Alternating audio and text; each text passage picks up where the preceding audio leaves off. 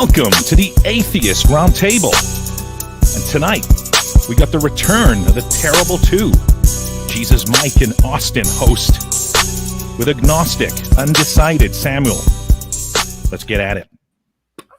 What's up, everybody? What is going on? Welcome to the Atheist Roundtable. I am your host, Oz, and my co-host right here. The best. What's up, Mike? What's up, Mike? The man, the legend. I'm going to cut a wrestling promo right now, brother. Let me tell you something. All right, no, that's all I got for you. Oh, that was your best intro yet, bro. I think so as well. Good shit. I work on getting some material to add to it, and then it will be something. Good shit. No, that was your best one yet, and I expect next time to see a little more Ultimate Warrior element. Oh and, man, you don't want that. I'll tell you that. Start doing. But no, it's great to be back, and you and I jumping back in here and jumping from the top rope and dropping some elbows on some guests. No, I'm kidding. But but it's good. So, how you feeling tonight, man? What's going on with you? I'm better now. I'll put it that way. Stressed with doing a bunch of sequel homework and just a bunch of schoolwork and stuff like that. So other than that, I'm okay. I'm stressed. Just gotta stress the fuck out at the moment. But I'm glad to be here and not thinking about that. So. Yeah, absolutely. And I think for all of us that do this, it's great to help people and have these conversations and work hard and do what we do. But sometimes it's even a good just outlet, for us to be able to talk and not think about everything else going on. So it's good to be back on here. Good to see you. Last night for those that didn't get to watch, go back and watch. We had some new faces on last night with Steve and Jeff and Pasta. And I've got about halfway through that show so far. It was great what I've heard so far on it. But go check that out. And for the guys that were on last night, thank you. Weren't you on a show? You were on a show, weren't you? I was on a show. You were on a show. Yeah, that's right. What was that show? So I was on with Neil, the 604 Atheist, last night. So that was a great conversation with him. We had a great time. We did a his regular topic, which is deconversion. Then we had an after party, and we had a blast. Just talking about random life stuff. So, but Neil, if you don't know anything about Neil, you should know about Neil. Go check out his YouTube channel, and his big focus is on deconversions. But Neil's becoming one of my favorite humans. The more I get to know him and talk to him, and he's a stand-up guy. So go check him out. But what I would like to do now is kick it over to Jeff. He is our resident website and merch pitch man. Yeah. What's up, Jeff? I just added some new. Whoa. Who's muting my mic? Yeah, well, you got to add add some stuff to the website. You got a whole team of people that are trying to replace you, so I think that might have something to do with it. Oh, okay, that's true. There is some competition, much like the competition for a new design for the website. So if you look at, So if you look at the TART website, which is tart.live, and you can go over here to look at the shop, pull up the shirts, pull up the merch, see what we got. I think this is Austin. This is your favorite shirt right here, yeah? Logic killed the Christian.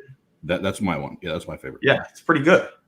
Yeah, so if you want one of these things, check out the website, see what we got. And if you want to be on the show, right up here, there's a little link you can click, sit at the round table, pulls up a questionnaire, get you on the show, send us an email. You have those options. Also, if you are so inclined and you like our content and you want us to keep doing it, visit us our Patreon site. Give us a little nod to know that we're doing well, and make sure on our YouTube videos that you've liked and subscribed, and leave us comments about what you like and don't like about the show so we can make them better for you.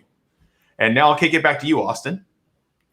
Thank you, Jeff. Appreciate that. And we are working on actually spent a little bit of time today, and I will the rest of this week, getting some new merch ready to go for the website. So one thing I do want to say, and I told some of the guys the other night, if you have ideas, things you would love to see in our store, shoot me an email, Austin at tart.live. And if I can make it happen, I will make it happen. But I do have some different things coming, hats, some of the the trendy rubber bracelets and things like that, and they won't all be they won't all be atheist driven. That was just kind of the first round to get some stuff up there. But we'll have some cool fun stuff up there too. Yeah, so my favorite will be the Ghosts Don't Exist Either bracelet. So look out for that one. So yeah, we'll get some cool stuff up there, and we'll make sure that you know about it as soon as it happens. So really quick before we get to our guest for the evening, I do want to tell you that we have one more show tomorrow night, and that gentleman is an anti-theist. So I think that's going to be a very interesting conversation with that gentleman.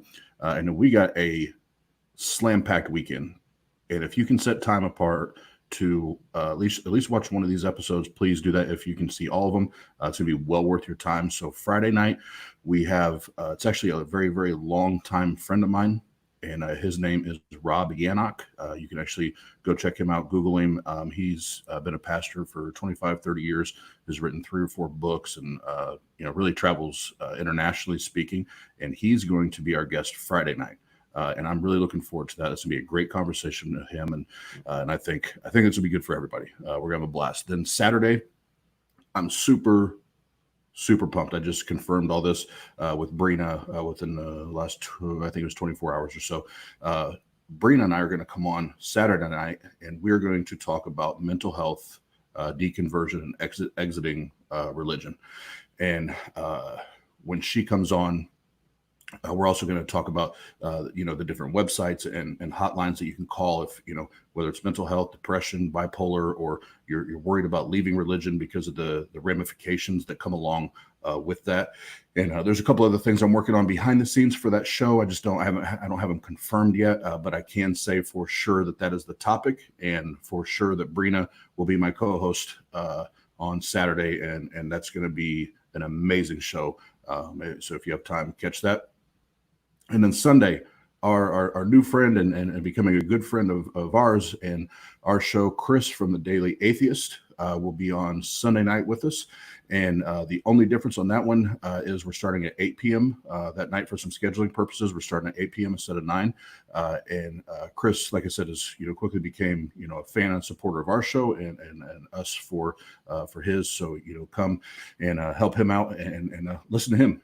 We're going to have a great time talking to Chris. And Chris is he's a rock star in my book. He and Neil have really become pretty quick friends of us and our show. So shout out to Chris, shout out to Neil. If you don't know him, get to know him, check him out. And if you have a deconversion story, hit up Neil. Neil has people on all the time that he's never met, and he just loves listening to those stories and asking those questions. So that being said, let's finish up on Mike and I doing all the talking. So the round table, we're here to ask what I believe are the critical questions. What is your story? How did you arrive to that destination? And then why?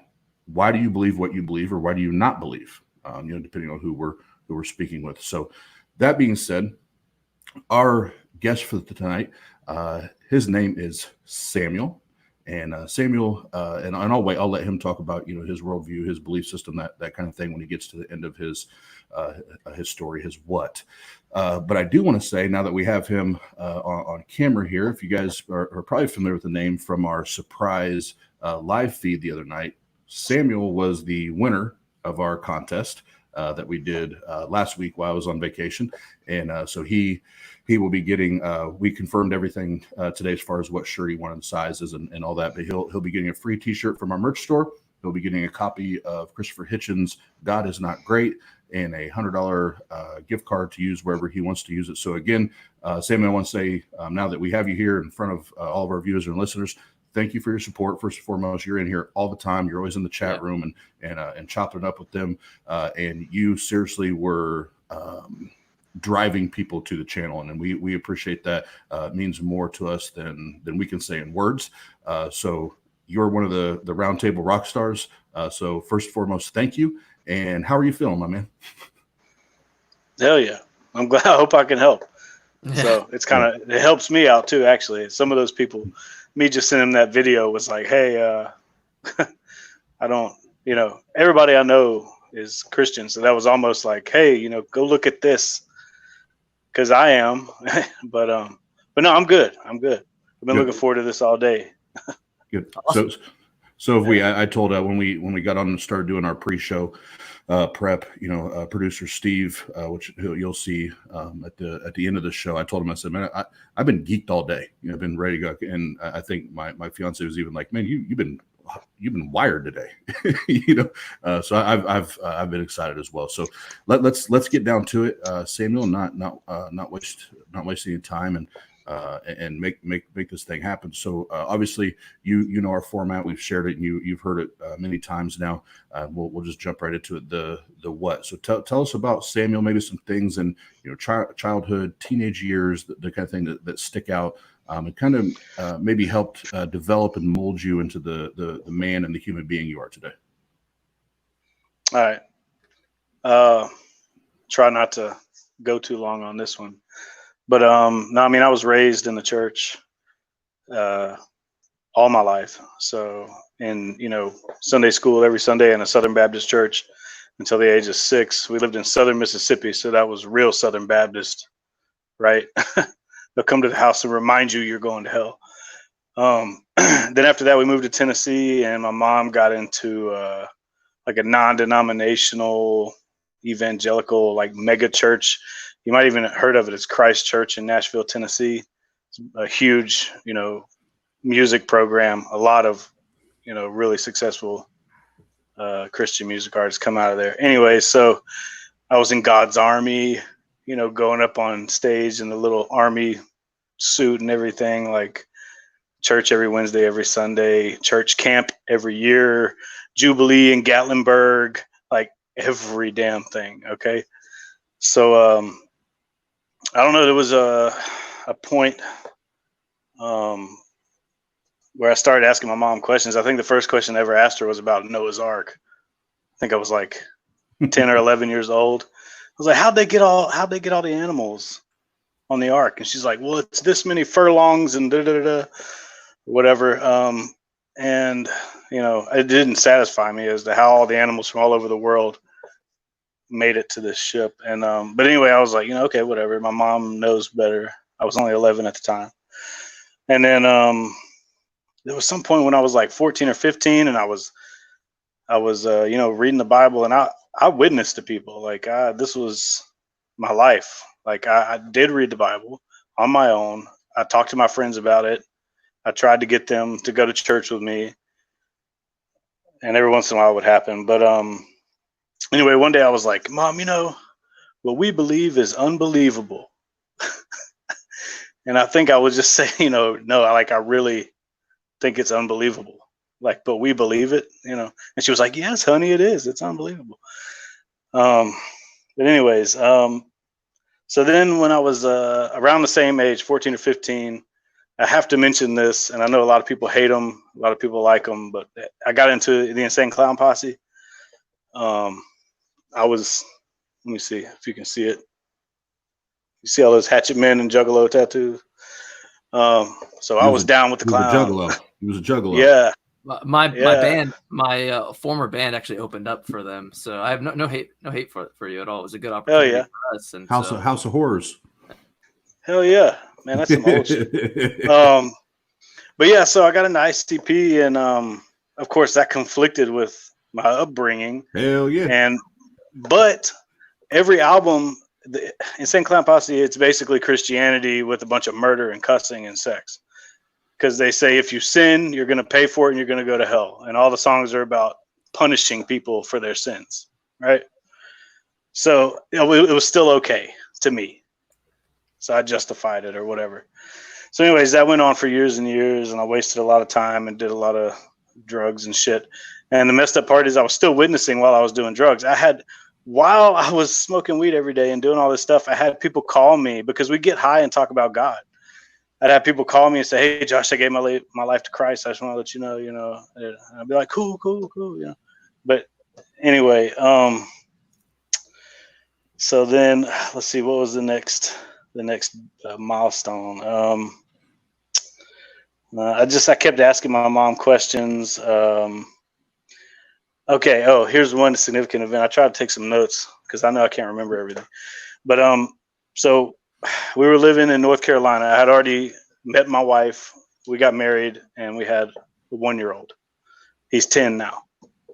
So 9 years ago.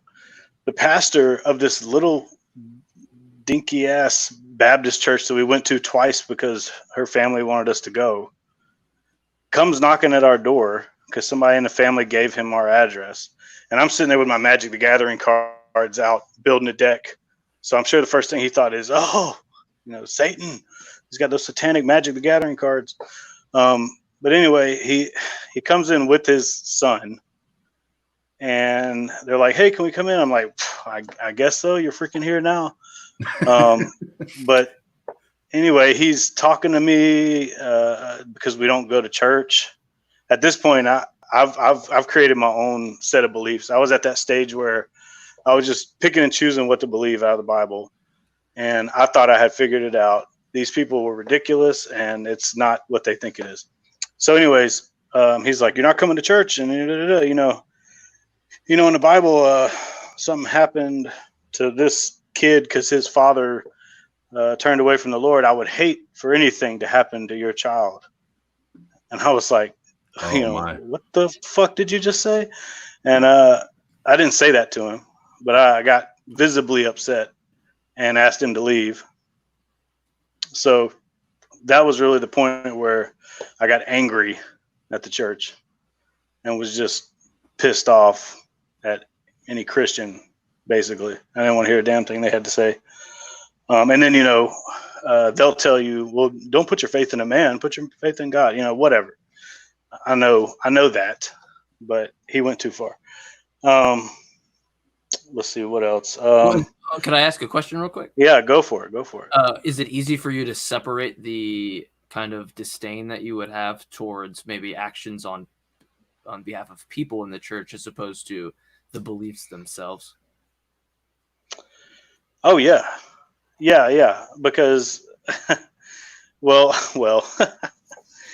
to an extent, yeah. I mean, it's almost like a type, the certain type of Christian. And I'm not going to say like all Southern Baptists because that's what that guy was.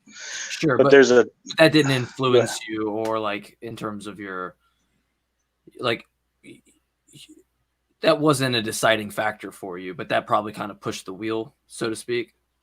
Oh yeah, I mean, I didn't stop believing after that. Okay, that's what I'm kind of trying to get. Yeah, that didn't kill my faith. It just really, I've never had anybody, be that blunt about something like that, I guess. So yeah, that really put me against Southern Baptists. That was pretty much it for me there, because they have anyway, there's a million different, there's how many different denominations and crap there is, but no, I still believed. I was still praying. And when we moved, we're in a different part of North Carolina now. We're on the East Coast in Wilmington, and we tried to find a church here. But it's like every church I went to, when I listened to the guys preach, I was just sitting here saying, "Oh, this is bull crap. It's bull crap." Mm-hmm. And I just slowly, and then I started reading the Bible even more and looking for contradictions that weren't obvious, or looking for impossibilities that weren't obvious, like Noah's Ark. I mean, there's a bunch of stuff, but and then anyway, my prayer, I started coming up with my own rules for prayer instead of, they teach you how to pray.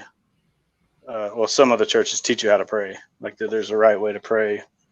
But I made up my own way to pray. I stopped asking for things. I said, this is ridiculous. Everybody's asking for all this stuff. They ask to be healed. They ask for stupid shit like a car or whatever. Unless you need a car and you're walking, don't get me wrong. But, not really life, Their favorite important football thing. team to win. Yeah, shit like Yeah. that. Yeah. So I started praying, Lord, let your will be done in my life. And that was the only thing I would say for like the past 2 years, 2 or 3 years. That's all I would say is let your will be done. I don't know any better. I don't need shit. I'm not going to ask you for shit because I don't get it. Or, people give you reasons why your prayers don't get answered, or they get answered in a different way. And when bad stuff happens, you should be thankful, all this stuff. And then more recently, I've been trying to talk to my mom about this, but she is like, the rapture is going to happen in the next 5 months. Oh, wow. That's yes. So it's everyday news stories and stuff, but So I can't talk to her. So you said, and we could probably share some stories on that. But so your mom believes that within the next 5 months, like currently in the next 5 months, the rapture is going to happen. Yeah. Okay. All right. What 5 to 7 months? Yeah. Would you be able to tell, like, if say in 5 months' time that doesn't happen, is that do you think that's going to shake anything? No, because it's been my whole life. My whole life since I can remember, the Lord's coming soon. Sure. Yeah, well, so Jesus. another excuse will just kind of be made if it doesn't essentially Yeah. happen. Yeah. Oh, well, I guess I was wrong. We must be post-tribulation rapture. That was the pre-tribulation calendar. So I was wrong about that. Gotcha. So then 7 years later, then we'll have the same thing. But Jesus has been saying, in the red, he said that the Son of Man or the Son of God will return, in that generation. So Christians have been saying that for thousands of years. So it's I actually I feel bad for people that still latch on to or buy into that, and they live their life based in fear, that's going to happen. But go ahead and waiting for it to end. Waiting for it to end. I hate it. Yeah. Because she's waiting like in pain. Yeah. I can't wait to go home. I can't wait to go home. And I'm like, but I can't talk to her about it. Sure. I've tried. I tried. I tried starting with carbon dating. I got her to watch this documentary called Fantastic Fungi, and like half of the movie is about evolution and some crazy ass ideas. Like I wore this shirt tonight. I don't know if you can tell what it is. A monkey kissing something. It's a monkey eating magic mushrooms. Oh, very so nice. it's the stoned ape theory that the apes, it's not a monkey, it's ape, but that the apes ate so many magic mushrooms over so many millions of years that they developed into what we are today. It's funny. Anyway, it's funny. I've never heard that, but that's actually really funny. Yeah. I like the stoned ape hypothesis. But anyways, so I got her to watch that Fantastic Fungi documentary, and I asked her about carbon dating. I was like, what about carbon dating? Do you believe carbon dating is accurate? And because, if it is, then the world's not 6,000 years old and dinosaurs were real. Oh, she takes the genealogy to that degree. Yes. Okay. Yeah. So, and she even doubts, I don't want to spend this whole time talking about my mom, but this is who raised me and taught me what I should believe. So anyway, that has and I agree. You don't have to spend the whole time, but that is a direct impact on your what, because and I won't waste any time talking about it tonight. You've watched enough of our episodes that my story as far as with my mom and all that was, and if you don't, I'll share it, just a little bit of it. That way, I can relate to that. But that from a small age, when you have that type of just intrusive, constant, this is what we believe. This is what we believe. This is what we believe. Even when we're asking questions, it makes an impact on you. When you're growing up and you're trying to form and formulate your own belief system and patterns, so, that being said, go ahead and finish. If there's anything else that sticks out, here recently that has got you to, to where you're at as a man and as a human today, go ahead and share that. Okay, yeah, sure. So, oh yeah, so I was talking about carbon dating, and she wasn't sure, so I explained everything to her, and she told me, I don't know how familiar y'all are with carbon dating and the people that are trying to not debunk it, but whatever the word is for disprove. There you go. Disprove carbon dating. She said, the atmosphere was different. Da, da, da. I'm like, yeah, but that's bull crap because the atmosphere fluctuated. So it's an average in between there, which would still put. So anyways, we went through that whole thing. And at the end, I feel like she was a little bit more open to it. So I felt like a little win. But, okay. But so anyways, yeah, in the last like 4 or 5 months, maybe is when I was just like, fuck it. I've known this since I was like 16. Nobody knows what the hell they're talking about. I feel like they're going to church and praying to make themselves feel better. It's like some self-medication or something. It's a I haven't placebo. gone to church. Yeah, haven't gone to church in years, yet I still had a quote-unquote relationship with God. Yeah. I still prayed every night. I still read the Bible.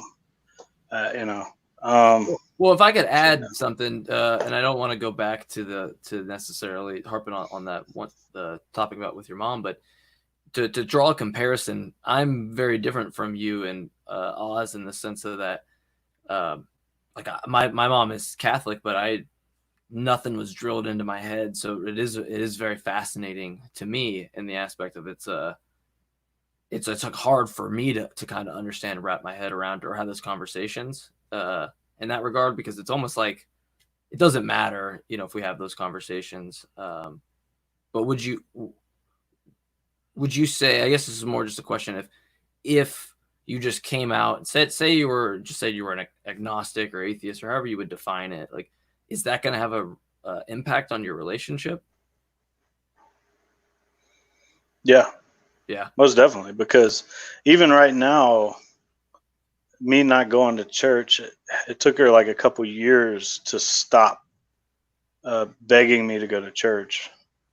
So if I tell her this, and she, every time I go over, she questions me about, you still believe Jesus died for you, right? So if I tell her this, it will ruin her day-to-day life, and I don't want to do that. I know it will, because she'll be thinking about it constantly, because she doesn't want me to burn in hell forever, which is noble. If you truly believe that, then you should. If you truly believe that, you should do everything you can, especially for your children, to save them. Right. So I don't want to. Yeah. Well, on a level, you would say you would understand that, but yeah, I mean, we can move on to that from that, because like Austin said, it's not something we have to dive in on, but it is an important part of it, because it's, for me, it's something at least I don't have a full understanding, because I was in such a different scenario where my parents believed, but they just didn't force it upon me in that sense. So it's very interesting to me, because it's like people always ask me, like, why do you do this and stuff? It's like, well, because I see people in other situations that weren't nearly as fortunate as I was, and I want to be able to understand or be able to see how we can kind of fix that for other people going forward. But what would you say, like, right now, in terms of your story? Like, where are you at right now?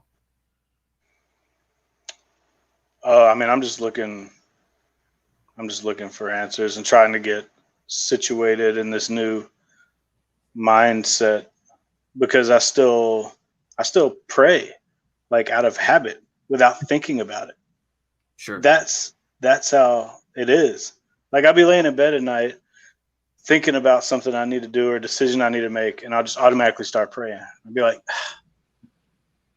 so they're not even praying. There's like thinking to God and praying. Like, it's all, yeah. So, I'm still, I didn't write this down, but I'm glad I just remembered it. So, there's a denomination or a belief, or I don't know what the saying is, but some Christians believe once you're saved, you're always saved. And I was lucky enough to be raised in that belief. So I'm good either way. Whether I stop believing or not, I'm saved. But that's assuming that it's a dichotomy of either the Jesus God or Yahweh is right, or there's no God. And sadly, we have like 1,000 different gods that could be true, and we could all be wrong, and we could all be fed. You're right. We could all be fed hot coals in the Islamic faith tomorrow, in hell. So, And Samuel, that's the difficult part, just from a common sense perspective on reading the Bible and trying to quote unquote understand the Bible, is because there are hundreds, thousands of interpretations, right? There's, you could read Romans and say, believe in your heart, confess with your mouth that Jesus is Lord, and you're saved. Boom. Because we're saved by grace through faith, right? So it doesn't matter what else happens. That's how you can interpret that. Or you go and say, well, you have to repent, turn away from your sins, and live this holy and pleasing life unto the Lord. And you have to give up your family and your things and your possessions. And that's how you really know that you want to follow Christ, that you'll throw all those things to the side. So there's so many ways to interpret that book. That's why it's flawed. If it was really meant to be easily understood to where everybody can have a shot at going to heaven and not going to burn in hell for eternity, it shouldn't be that difficult. It should not be that hard for all of us to be on the same page. And that's why I think it's a joke that we have one, if you're a theist, specifically the Bible God, that believes he's all knowing, all powerful, all loving, but yet nobody can seem to be on the same page.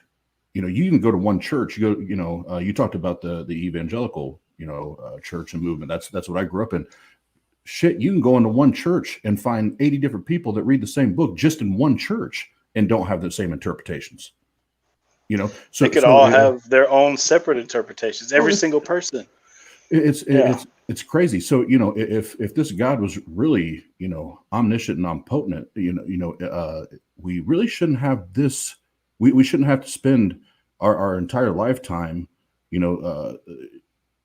discussing and debating on whether this dude is real and whether this book is legit.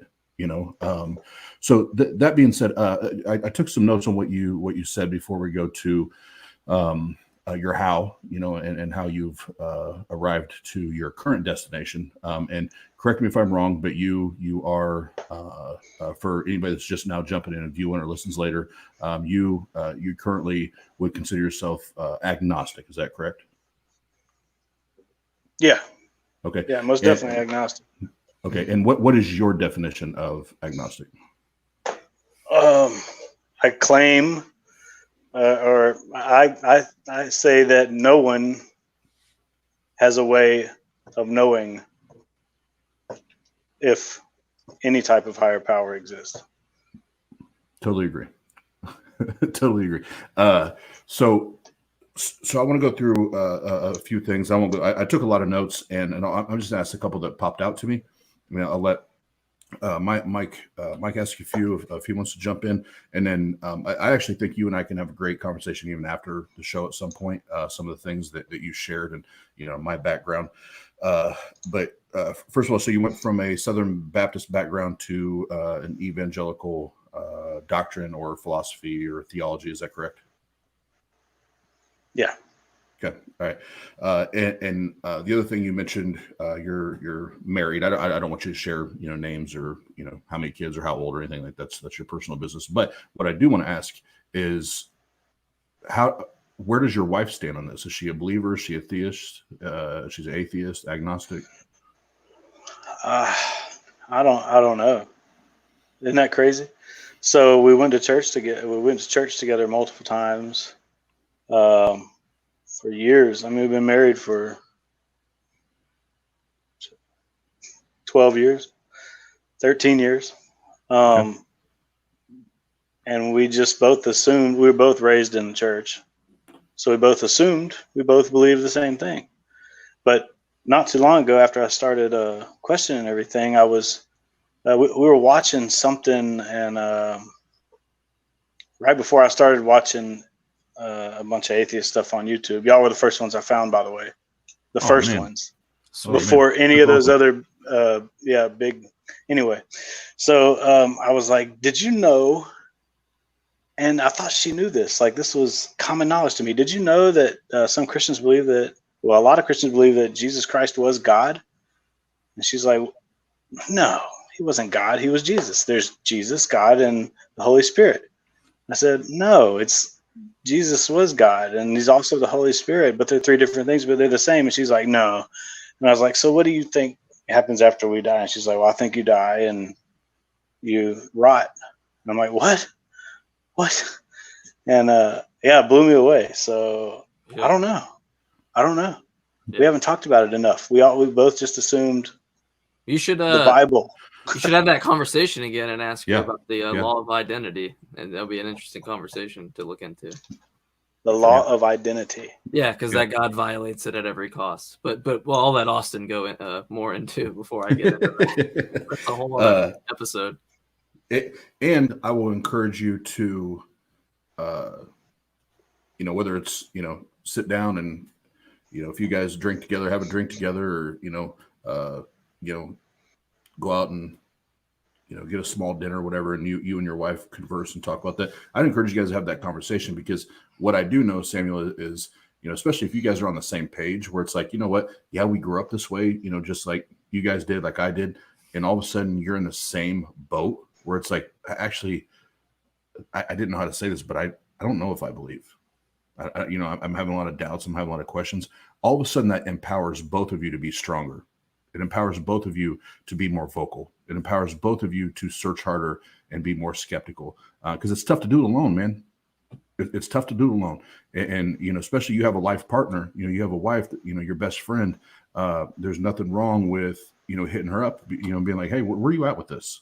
And if she starts saying the same things you are, man, there's nothing more powerful than you and your wife, as a unified front, to say, no, this is where we're at. We're going to ask questions. We're going to find our truth, and we want to know more true things than not, So I would encourage you to do that just on a simplistic, life to life, or day-to-day basis, and see if you guys can, quote unquote, push forward together and fight together in your pursuit of truth.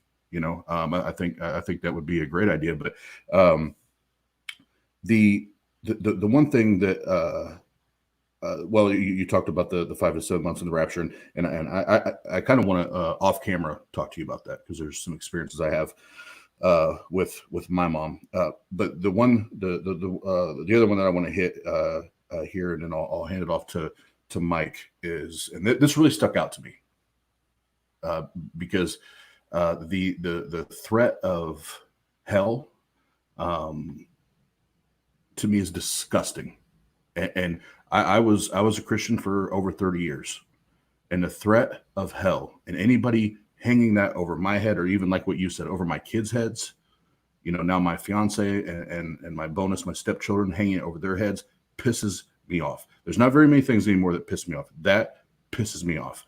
And then and I understand the context you gave. So if you actually really believe that it's a noble thing, that, Samuel, I 100% will push back on and disagree with you, because I don't care if you believe it or don't believe it.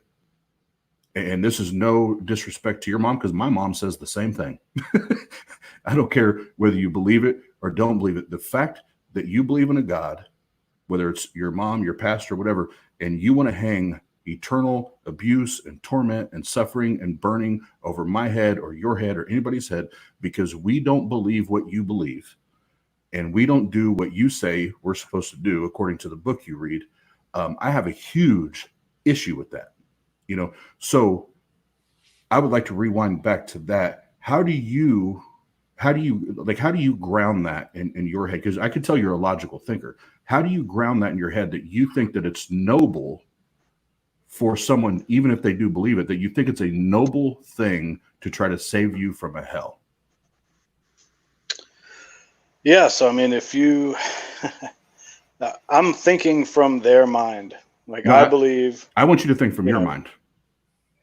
Oh, well, I think it's noble, because if you truly believe that, if you really believe I'm going to burn, and you don't tell me about it, at least tell me about it. then you don't give a Here, shit. here's my point. I agree, but here's my point. If you actually believe in a God that's going to, because here's the, and I heard this argument the other day, and I thought it was brilliant. If your mom believes that going to heaven and being with God in eternity is going to be heaven without you, her son, there, that's fucked up. Yeah. That's Yeah, not heaven. but see, if I go to heaven, if I go to heaven and my kids aren't there, that's not heaven. But she had an answer for that, because I asked that. I asked that when I was younger. Well, what if I think it was like a friend or something. What if we go to heaven and so is not there? You know, it's gonna suck. Or what if dad? Because my dad never went to church. I don't even want to get into that. But it was just me and my mom, and he was like, fuck that. But anyways, I was like, I don't want to go to heaven if dad's not going to be there. Doesn't go to church. Well, we're in heaven. We're going to be in the presence of the Lord, and we won't be thinking about people from our past life or on the earth. We'll be in the presence of God for eternity and in perpetual joy. Or I think that might even be word for word, but that's the way she understands it. That's a cop out. But yeah, I know that is now. Yeah, well, and that's why I said it, because you're and the reason I'm saying it is you're still using that terminology because you're still trying to figure it out. Noble. Well, the fact that you would still, because you said it. Well, I'm putting myself in their mind, and I said, well, no, use your mind, and you said, well, I still think it's noble, and the reason I'm challenging that because Samuel, there's nothing noble about it. I don't care how you spin it. There's nothing noble about hell and hanging that over somebody's head. There's nothing noble about that. Why? Because it's not even a real place. It's used for fear and manipulation and to twist people's brains into doing X, Y, and Z. Right? So it's something that's been used against you your entire life, just like it was me. So that's why I said it, because there's nothing noble about eternal torment and abuse and assault. Like, there's nothing noble about that story. And to me, to be honest, I don't even think there's anything noble about heaven. When I think about, there's just a narcissistic God that wants us to go up there and bow down before him for eternity. That's a very narcissistic, psychotic thing to do. I wouldn't ever do that. With my kids, and my kids don't want me watching over them for eternity. They don't want me in their lives for eternity. I don't need an eternal babysitter. I'll stop there. We can get into the next one. Mike, any questions from you, my man? I probably have more questions, I guess, towards the why, but I would ask. It seems a lot of this could be centered around a level of comfort. Would that be fair? At least maybe not where you're at now or anything, but just the beliefs. The reason why they might be hard to let go is because of a level of comfort. Oh, hell yeah! Sure. Yeah, So I mean, yeah. Go ahead. Would you? I was going to ask. Do you think that comfort is a good way to determine a belief to be true? Hell no. Mm-hmm. Yeah. Those are kind of the things that you would be you're realizing in your present moment, the things as you're going on now. I would take it, right? Or have been. Yeah. Yeah. Yeah. Over the past year. Yeah, I would say. Sure. So you no longer really could say you worship that God, right? Like, you're agnostic, so you don't really believe in the Christian God, right? No, I don't think I've worshipped him in a while. Sure. So do you think that if you're not a theist, then you would be an atheist? I'm not comfortable calling myself an atheist yet. Yeah, and so that's. But I guess yes, technically, I guess I would be an atheist right now. Yeah. Just because the lack of belief. Well, I wanted to highlight what you said there. You said you're not comfortable, and to preface the comfort part of it. Mm-hmm. So does it seem like it's kind of this circle of trying to get comfortable with things, probably more so based on your conditioning than anything? Does that sound to be fair? Oh yeah, it's a total mind fuck. It changes your whole outlook, your worldview, right? So it changes everything. So really. Why even care about a label? Why not? Oh, does it? Well, let me ask you this way: does it bother you like to not really know what you would be because you did have like an identification for a while? Does it now bother you to kind of have this like weird, in limbo type of identification? Well, no, it's. I'll tell you what it is. I mean, it's a deep-rooted, subconscious, to the core fear to openly, verbally denounce the God that you feared your entire life. So that's a bigger part than even more so just almost replacing that hole or trying to. It's like, because for me, at least how I would think about it, it's like I've identified. And keep in mind, I'm someone who didn't identify as any religion at all, but it's like you identify as something for so long, and then eventually you can't. I'm just kind of curious if that's a huge part of the comfort issue of being able to be like, I'm an atheist, or I don't believe this God exists, or something like that. I'm kind of just trying to see how that plays a part. Yeah, and I mean, I spent so long believing that there was so much more. That's good. I spent so long thinking it was more than just this. Mm-hmm. So, and it was like, it's like y'all say sometimes, it was like, this life is just bullshit and we're trying to do the best we can until we go home. Like I remember when I was like 12 years old, I was telling my mom I was ready to go to heaven. And she was like, you haven't even driven a car yet. I'm like, I don't care. I want to go to heaven. So that's heavy. That kind of, yeah. So it's hard to go from believing that is more real than this. That's literally what they tell you. Yeah. The life after this is more real than this life. Yeah. It's so don't even worry about format basically to wipe your feet off. Yeah. So I was like, this is just some bullshit. And then the real stuff's going to happen after we die. Going from that to this is it.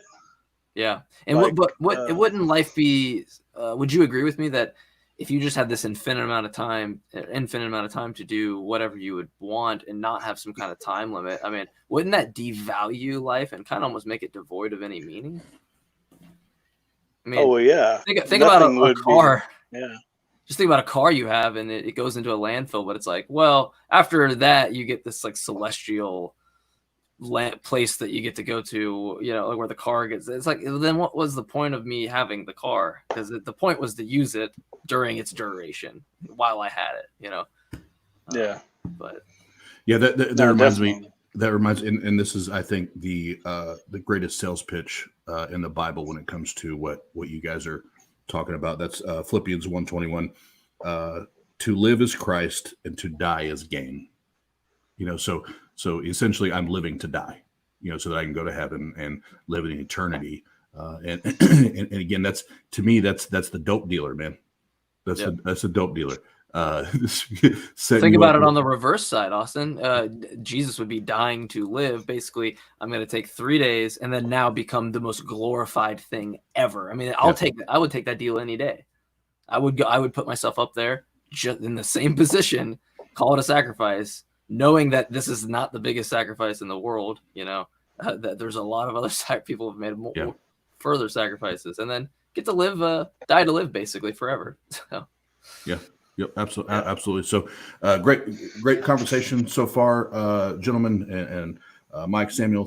Thank you. And what I want to do is, just to make sure we're respecting time and we're being efficient with our time. Really, we covered a lot of the what and the how there. On how Samuel has arrived to where he's at, so I don't think it's proper to go back into the how, because we've already really went through that. Unless Samuel, there's anything else, point or two that you want to say that you did not share already that helped you arrive to the destination you're at right now as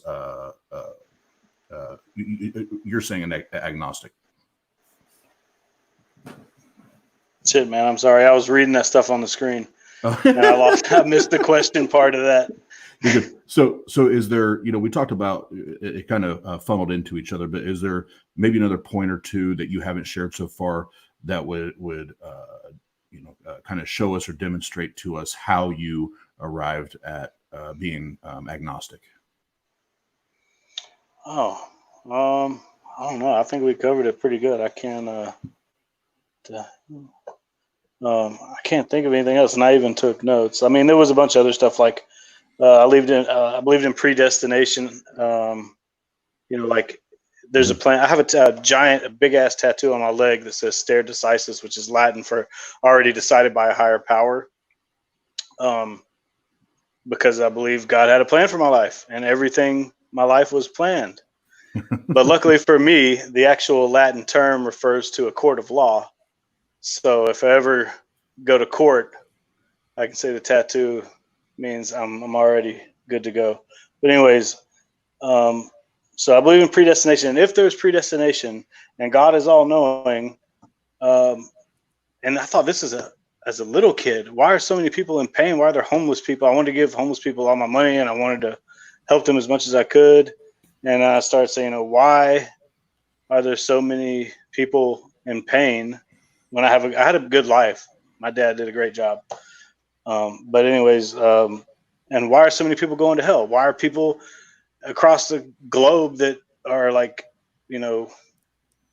indigenous people of lands that aren't developed, have never heard of Christ, or even freaking, some Joe Schmo in New York City that's never left his freaking apartment for whatever reason and never heard of Jesus? Why is he going to hell? Or gay people who devote their life to Christ, and they're still going to go to hell anyway, according to their book, which is just highlights another level.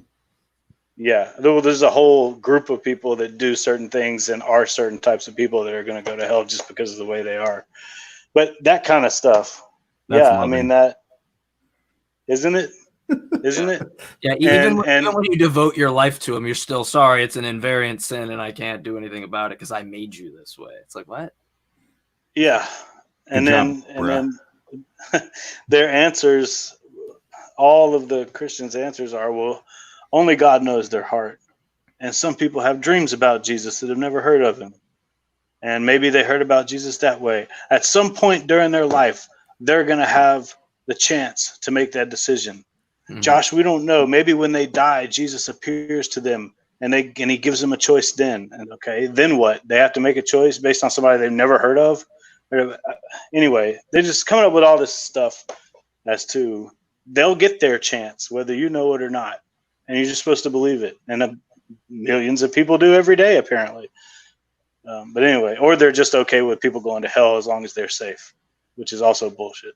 Mm-hmm. Yeah. I'm not even going to jump in that yet because that could take us into another hour-long tailspin. But no, thank you, Samuel, for sharing, and thank you for your transparency tonight, man. I appreciate with your background and even with your wife and I, or your wife and you. My wife and you, what? Yeah.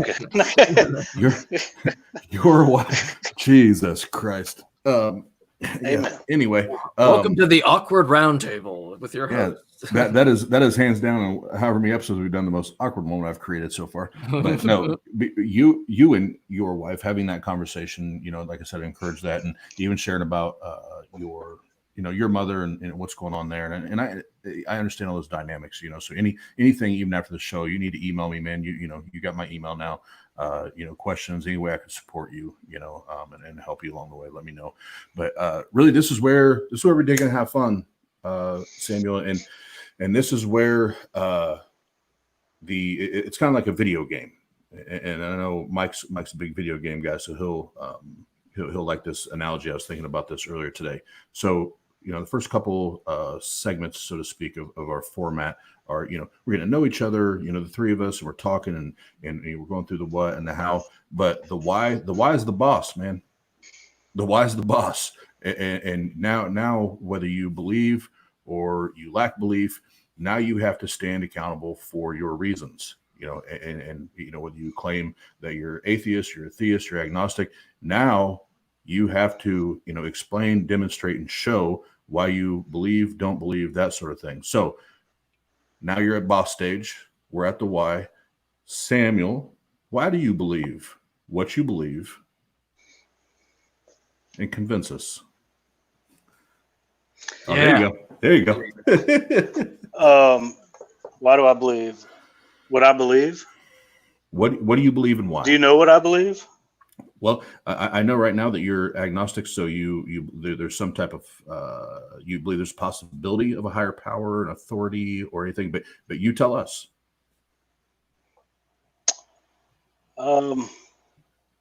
Higher power. I don't know that I believe there's a higher power. I think no one can know right now. How would you ever? No one can know. That's Okay. what I believe. So just so you know, most of the conversations I've had, and Mike, you chime in here if you've had different conversations, but most conversations I have with people that adopt the agnostic label or title, they believe there's something out there. They just don't, they're not willing to say it's a Bible God or it's a Islamic God or it's anything like that. They just don't know, but they believe that there's the possibility, that there's something out there. And the atheist standpoint is that we just lack evidence to support a God claim at all. So we say we don't believe there is a God. Until you show us evidence, we take the stance of we don't believe there is one. So, Mike, if you have a different perspective on that, that's where I'm at in my conversations. Well, yeah, no, I just when he says that, what I get is that me and you are the same. I just call myself an atheist, but I don't really care about the labels that much because I think Pasta Mike put it a really good way. All these people invented gods, and now we have to label ourselves because of something that they did. It's like I don't want to call myself an atheist. You guys made this shit up. I have to, I have to have a word for myself. That's in the negation of what you think. So and Samuel, we're not trying to trap you because I hate the titles. If I can be honest with you, I hate the fucking titles. But I just want to make sure we're clear and the viewers are clear on what your view is. Yeah. And I would almost want to play a devil's advocate here and and just ask you questions of like, even if these things aren't believable to you, that like say in the Bible, how would you, if it can kind of go outside of nature in that aspect, how would you know it's not true? Yeah, that's what I'm saying. How would you know? So in that case you would take the stance you're almost taking the stance of a null hypothesis where you're not saying it's gonna be false or true either way, right? No, I'm definitely not gonna say. Yeah, and that's something me and my wife have agreed on. When people start getting all factual with life and death and heaven and hell, we're both together on nobody knows until you die. You don't know. No one here has died. Yeah. So it's probably the most honest answer I've gotten on that. So. Yeah, and Samuel, just so you know, that's our stance. Like we it's not that as atheists that we claim to know. So that's the most intellectually honest thing you can say is I don't know. So again, we're not trying to pin you. We're just trying to figure out what it is you do or don't believe in and why. To be fair, I wanted to kind of pin him. I wanted to take almost a Christian apologetic standpoint and question you on certain things on how would you not know? Just because the flood, didn't happen doesn't prove Yahweh doesn't exist. We could have had the story wrong or something in that regard. But you're already taking the position of like, look, man, I don't know. That's it. So for me, it's like I don't have epistemic questions for I don't know because it's the position I take as well. I'm like, I just genuinely don't know myself. It's just an easier way to or not easier, but it's a more honest way, and you don't have to lie to yourself.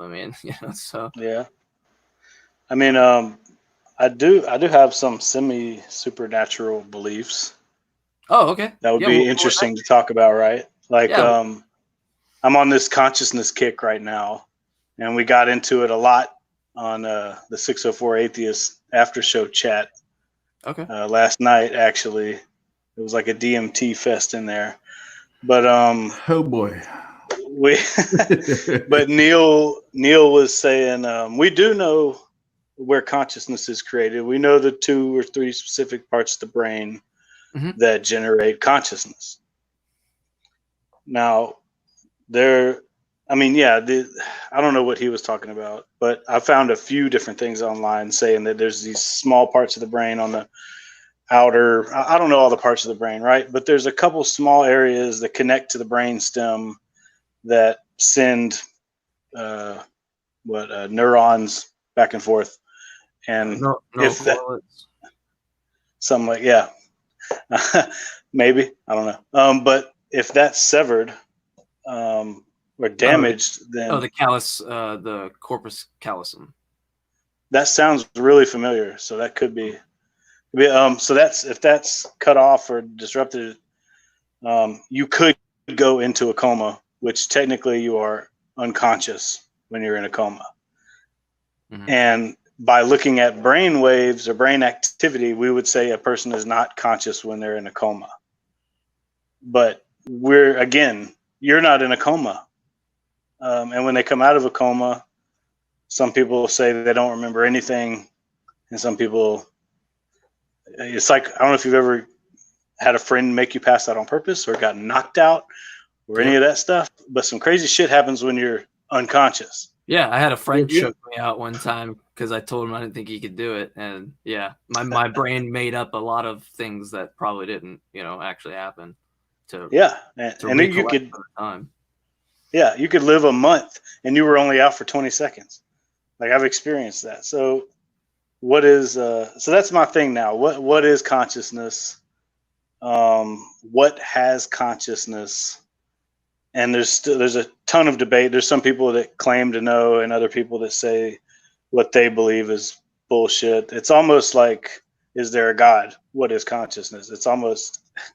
It's really close, but with consciousness, we can inspect physical matter and determine what generates consciousness to an extent. Sure. But no, that's what I'm into now is, and I don't want consciousness to be confused with the soul. Just because you're conscious doesn't mean you have a soul. Do you believe in the soul? So, no. Do I believe that consciousness might possibly transfer to its new form of energy? I don't know. Right now, people are saying, no, you have to have a brain to have consciousness. I don't know about that. There's some people, if you look around, philosophers and scientists, that claim that, we as humans have the superior intellect. So superior intelligence, and we're conscious of ourselves and our thoughts and our external world. Then and we can feel pain, right? And then dogs have a lower level of consciousness and intelligence, if you believe that. And then as you go down to a mouse, a cricket, a fly, they're still conscious. They can interact with the world around them. They know when something's trying to hit them, obviously, because it's hard as hell to hit a freaking fly. Yeah, well, would you say that it would probably be more indicative of self-awareness, levels of having self-awareness, as opposed to let's see. Because I think that's what gets a little conflated, but I could be wrong. The definition of consciousness, there's a bunch of definitions of consciousness also, obviously. The state of being awake and aware of one's surroundings is one. So if you're awake and aware of your surroundings, you're conscious, right? Yeah. Are you talking about conscious? Go ahead. Well, I was just going to say, I mean, my thing is I'm off of probabilistic assessments about a lot of things. And we know that if you have split brain patients with the corpus callosum, that they can actually answer different questions and have different movements. And I think we even have studies where one guy's, hand can prevent the other hand from doing something, like in that sense. And so it asks these questions of kind of like, is the soul, I mean, you said you don't believe in the soul, so we could both agree that we wouldn't think that something happened to the soul where it was like split or taken out or multiplied or whatever it would be. But in terms of consciousness, I mean, we don't really have any examples of it without the matter itself. I mean, do you know what like dualism is or idealism or anything like that? Are you familiar with those kind of like philosophical standpoints? Dualism, as in like believing two conflicting things, or Just like is that it has to do with mind and matter, where you either believe it kind of like a monist would, or like a physicalist would just believe there's only the physical, you know. oh, okay, yeah. I actually Everything read something about this not too can be long ago. made up by physical properties, whereas like a dualist might, you know, subscribe to mind and matter, and an idealist could go on to the level of just mind, essentially, if you broke it to its simplest components, I guess. Yeah. So, yeah, I think I read something recently about some people believe consciousness is matter.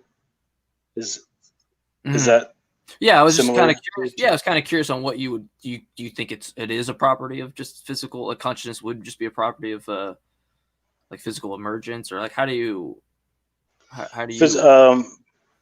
well, I can't say that I believe this stuff for sure because there's not enough evidence, and they're still doing a lot of studies because consciousness is freaking fascinating and nobody really completely understands it truly. But I think it's possible that an electron is conscious because it can react to stimulus, you know. So I think, but see, consciousness. You entertain the idea that it has a degree of some level of consciousness, essentially, is what you're saying. Yes. You're not saying yes, I and think this is the case, but you're saying I entertain that being a possibility. yeah, if consciousness and intelligence degrades from human down to mushroom, Yeah. if you want to go that far down, then why not all the way down? Well, what about up? I mean, do you take like certain like a Plantinga's modal ontological argument where they're talking about a maximally great being or something? Like, do you think that would you go up the ladder the way that a lot of philosophers or theists or theologians do in that regard? Like where you could look at us like that atom that has a very small level of conscious or degree of however you would want to say it, self-awareness, whatever. But if you would go up the ladder, would you say that there must be some being that accounts for all of that? Like, is that what entertains you? And because you said that what trips you in the semi-supernatural aspect is this idea, and so I'm curious on where you're bridging that. Like, how does okay? I think I see where you're going. I think I see where we're going. Like, so since there's a hierarchy of consciousness, then maybe there's some all-encompassing consciousness that we are all a part of, or there's beings beyond our consciousness that we can't see, or what? Like that would be God, wouldn't it? Well, yeah, I was gonna say, like, because you said semi-supernatural in that regard. Are you taking it to the level where consciousness could become that as a whole, or are you just saying that? How are you bridging consciousness to like this? What you said, I guess, the semi-supernatural. Oh, okay, yeah. So supernatural in the sense that it can't be proven that consciousness exists outside the brain. Right? Yeah, but would you say that? How would you define it as supernatural? And even if it was like semi-supernatural, however you would define it, how would you give it that classification? Yeah. I guess to me, supernatural is the unexplainable. So like if we didn't understand how lightning worked, it was supernatural until we found a natural explanation. Yeah, I believe it was. It was Zeus, right? Wasn't it always natural? Wasn't there always an? Oh yeah. Okay. Yeah, until yes, it's if we figure out. And I don't even know how we would figure this out. It'd almost be like redefining consciousness. Or who knows? Maybe we would find some proof of consciousness, but in things without brains. But wouldn't it be supernatural until we figure it out? Nope. It would be we don't know. It would be we don't know. How why would we be able to call it supernatural if we don't have an example of anything supernatural? Oh yeah, I don't know. Yeah, so it's just. I guess that's why I'm calling it supernatural, because it's like freaking out there and nobody knows about it. But Yeah. let me, and I'm not trying to pin you, but let me flip this on you. If you were to say, since you don't know God exists or not, you would be attributing that to, or the origins of life, let's say, you would be now attributing that to the supernatural by that logic, no?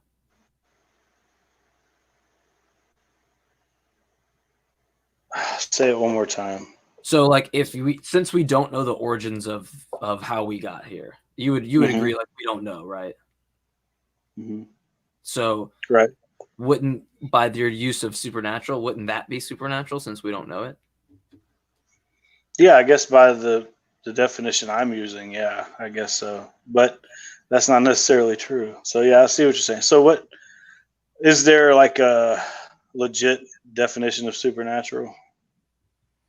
And I'm to be fair to you, I don't believe necessarily that, like, words have intrinsic meaning. I think they have usages and stuff, and it looks like Pasta Mike is putting up a definition for Google right now for us. But that, like I said, it's just dependent on usage. I mean, you could use certain words that don't, that mean something as time goes on or as you grow. I mean, you could argue faith doesn't have the same meaning it once did, but in this case, they're saying attributed to some force by beyond scientific understanding of the laws of nature. I mean, sure, I disagree with that.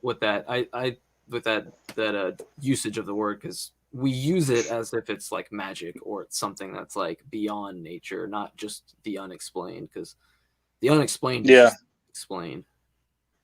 Yeah, it definitely gets tossed in with mysterious things. I guess maybe that's why I considered it supernatural. Yeah, and no, see, and this whole thing, like when you say you're agnostic or this supernatural thing, it's like, this is why me and you, what we did, I think that's like a good thing. I think a lot of people might find those precursors to a conversation like boring, but you have to define words, because if you don't and you say it's supernatural and I didn't ask you, then I think you're thinking that something's magic when you're not using it that way, and that, you know what I mean, that wouldn't be fair. So so I think that's like always a good thing, like the agnostic or gnostic. That's why I didn't even want to get into more of the gnostic elements of it, the agnostic elements of it, because the way you defined it was how I defined myself. So I was like, I won't need to get into the word salad or the games here, because what matters is the actual belief or what your position is, not how you define it, linguistics. And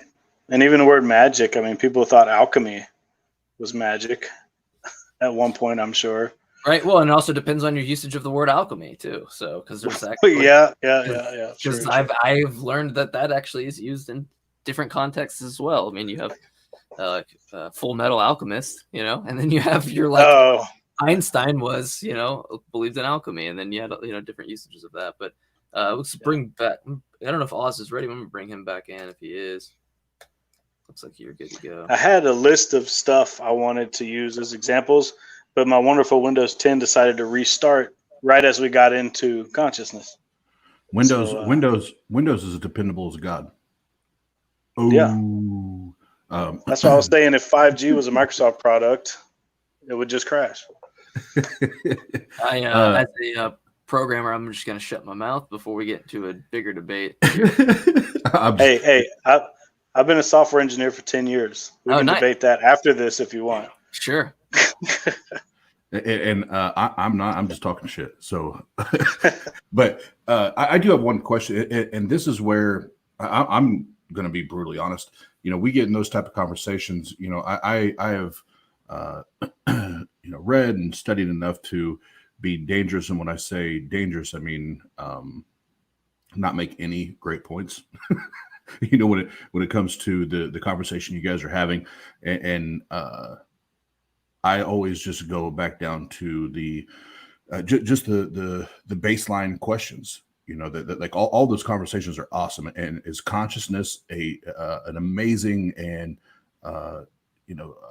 stimulating thing to talk about, an exciting thing to talk about? Absolutely, I totally agree, and I love listening to people like you two talk about it. I think it's awesome.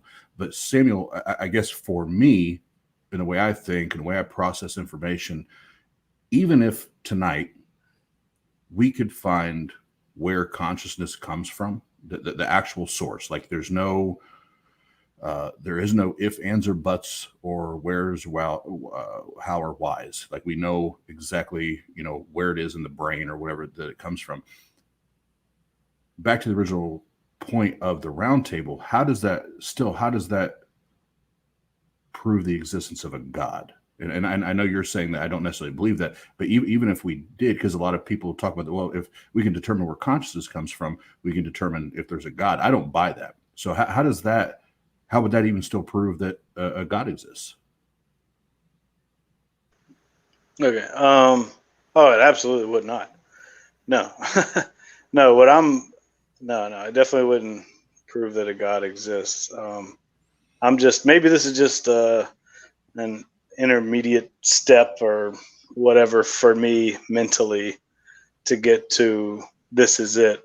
But I'd like to believe that, I don't know, the afterlife, not even an afterlife, not me after I die doing something else, some other place, but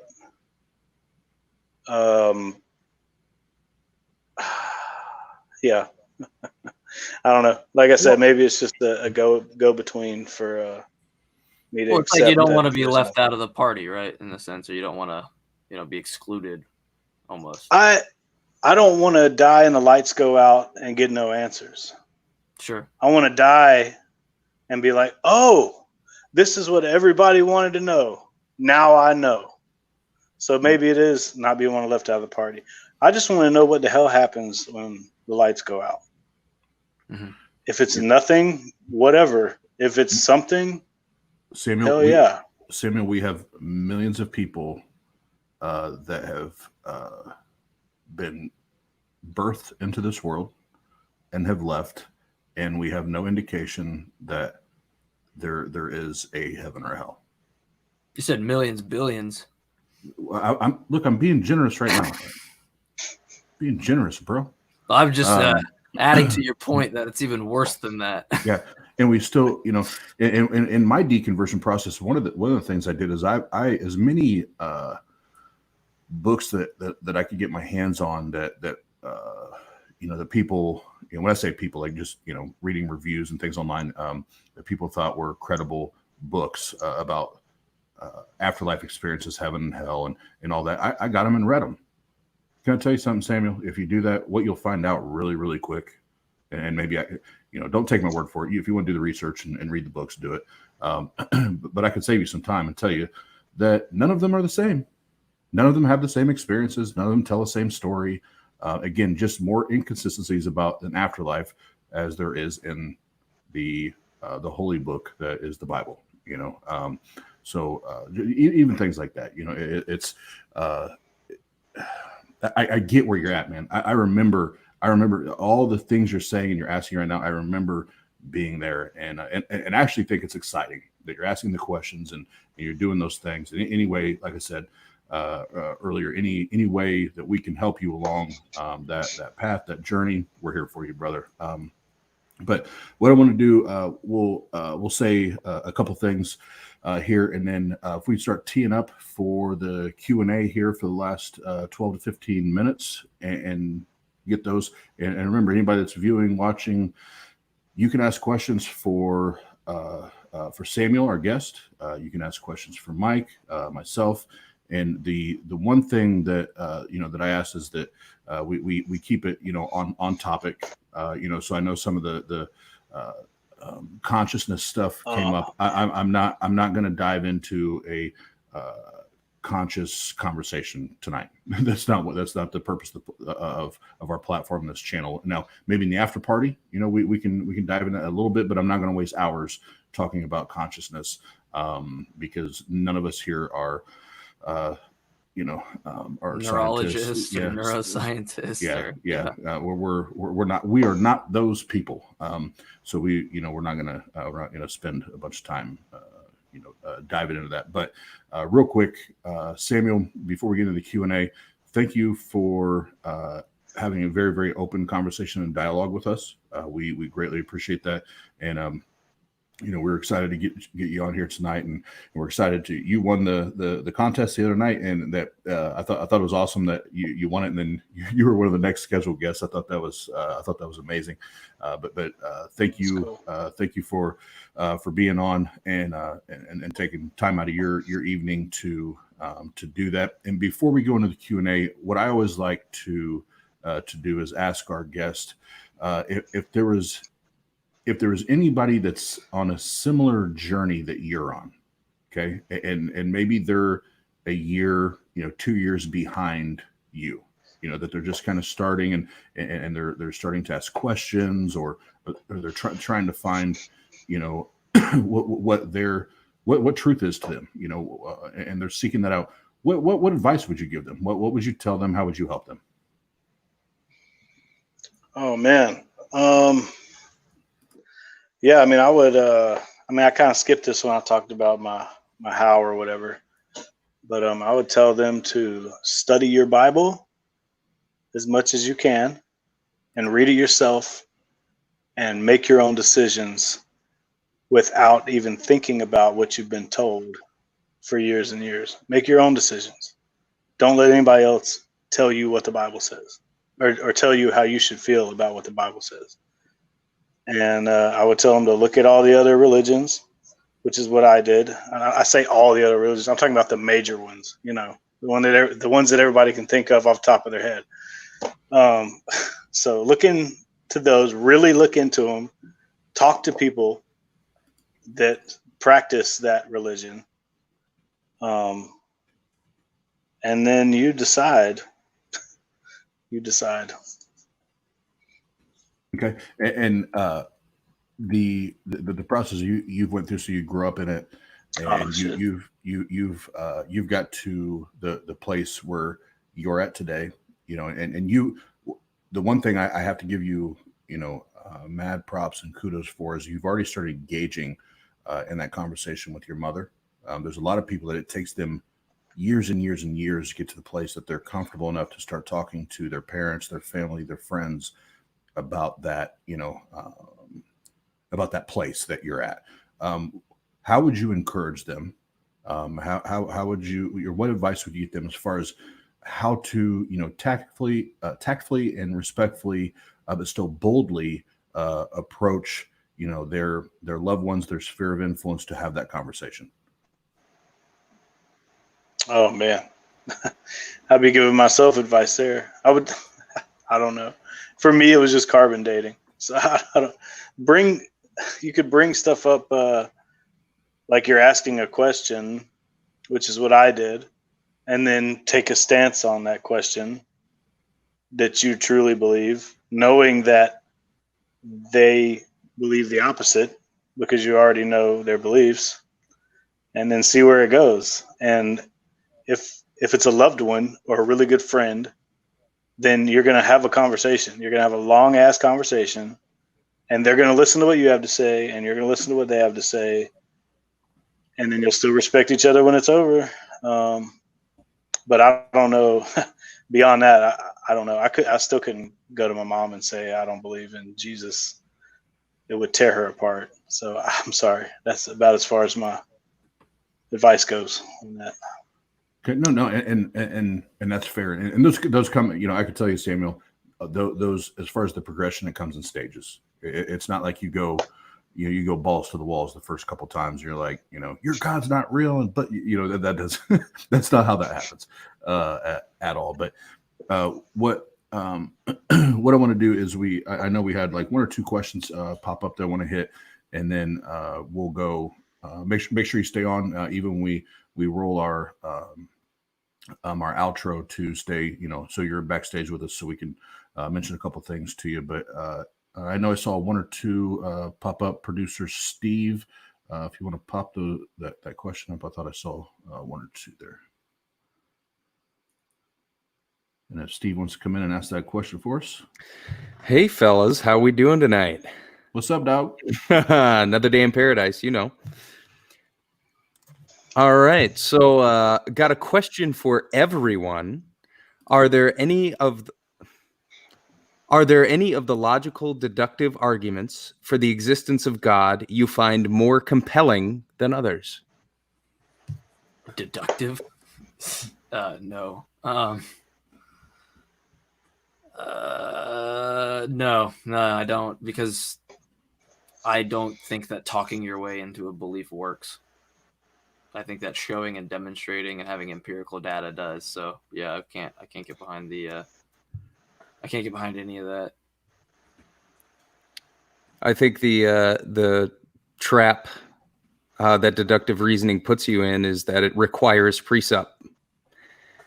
And when it comes to the existence of a God, presuppositional arguments just aren't a good place to start. Yeah. I can't think of one belief I have where I had to use words to get there, but maybe. I mean, I just think that the things that I believe are true. For example, Aladdin, Sega Genesis, badass game. I know it's real because I can touch it. Also, I know gravity's real because I can drop it. So it's that simple. Yep. It looks like we had one or two more pop in there. Do you believe Jesus existed? If so, to what extent did he resemble the biblical character? I'm right here. I was about to say my co-host shows that he's real. No, who wants to take that? I can take it, but if someone wants to go first, you can, or it doesn't matter to me.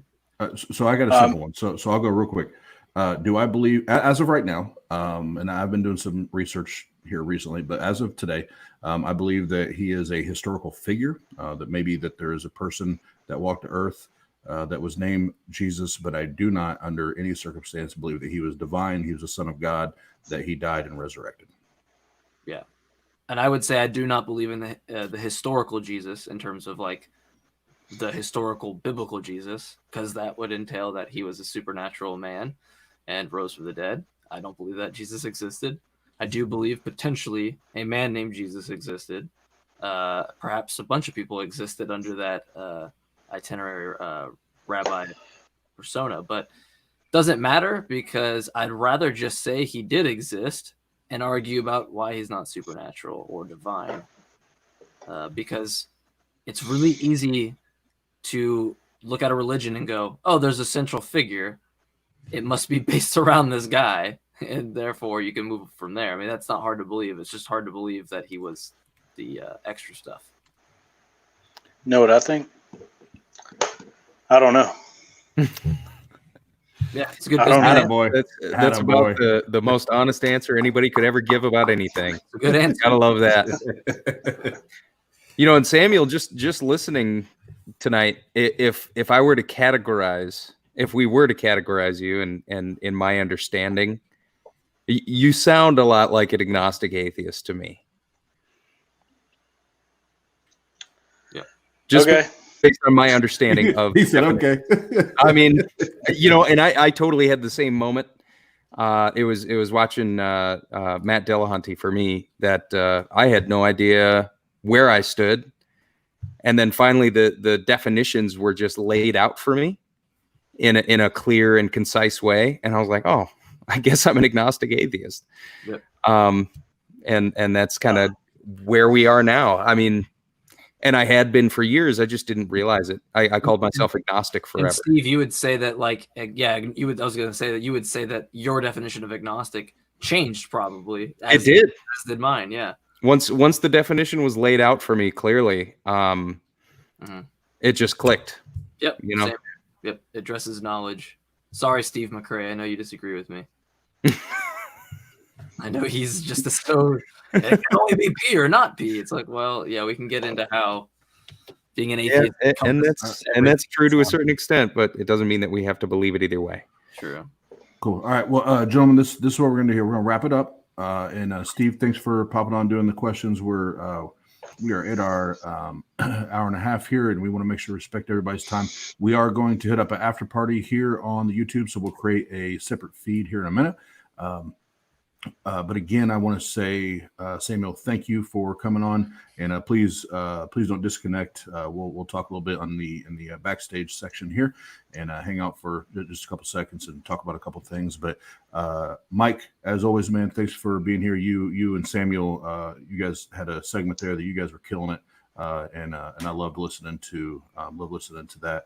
And for those that listen tonight, as always, you guys are the rock stars in the comments section, keeping the conversations going, asking the questions and all that. We appreciate and love you guys. Thanks for the support. And we have a jam-packed weekend. So make sure you're putting that in your calendars and put little alarms or whatever in your phone. Do it right now. Right now. I'm looking forward to that Anti-Theist. Yep. It's going to be a good weekend. So as always, thank you very much, Mike. Yes, my sir. brother. Anything you want to say in closing? I do actually. It's going to be a little lame and nerdy this time, but I had the fortunate experience of playing D&D for the first time, and so I can now say that I know what it's like to believe in something that is just not real, and I kind of understand it. So, with that said, everybody, I hope everybody has a good day. Much love, and we'll see you next time.